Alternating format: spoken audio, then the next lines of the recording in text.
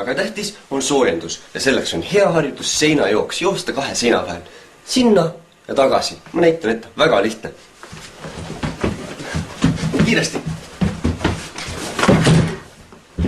Noh, jooksuks sai meil väga hästi soojaks.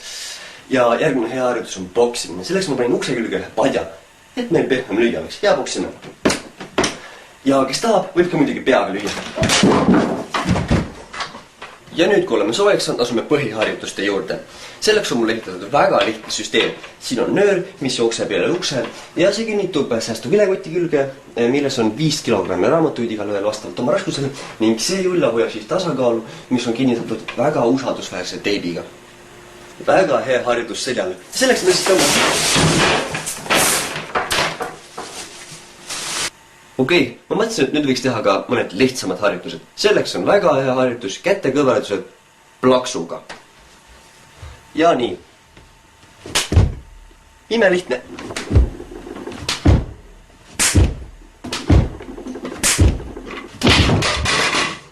Ja nüüd üks lihtne ja kiire harjutus kätele. Ei ole vaja mingit imetehnikat, lihtsalt seina kuhu toetuda ning kindlat pinda, kus käsi hoida. Nii, paigutame käed siia ja hakkame jalgadega suruma siit. Noh, ma ei tea, mis teiega on. Mul on juba higimull otsa ees ning järgmine harjutus on kõhulihastele. Selleks võtame terava noa ja hakkame hakkame siin kõht tulema. Peksame hoopis kätega kõhulihaseid. Ja rusikad.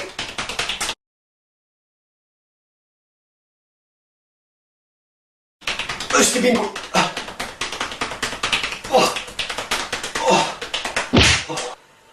Ema, kas need valuvaigised on seal alumises sahtles või? No okei. Treenima peab mitte ainult keha, vaid ka vaimu.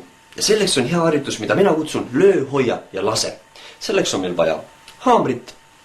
Oleme siin teises toa otsas. Haamriga, kes tahab ka noaga teha, lööme vastu väikest varvast. Seejärel tuleb valu kinni hoida. Ei tohi piiksugi teha, tuleb joosta teise tuppa akna juurde ja alles siis võib karjuma hakata. Nii. Ja läheb lahti.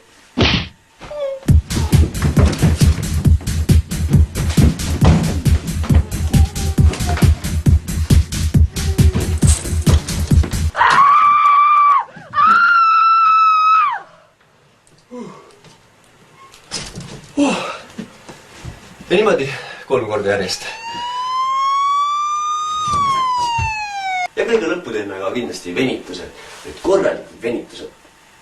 Kindlasti jalgu. Ja venite ikka tugevasti. Niimoodi ikka midagi tunneb.